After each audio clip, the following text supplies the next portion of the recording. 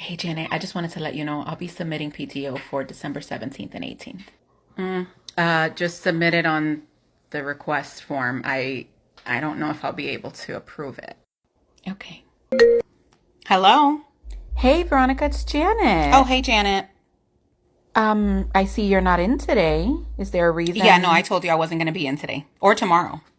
I do remember the conversation, but I told you to put it on the Oh, yeah, form. no, I know you wanted me to submit it on the request form, and I did. But it was more of a letting you know that I wasn't going to be there versus a request because I work all year and I save up my PTO and I should be able to use it when I need it. Veronica, you know that we're very short-staffed right now. And I also know that you guys have interviewed about 7 people and you're just being super picky. So the fact that you're short staffed really shouldn't fall back on me.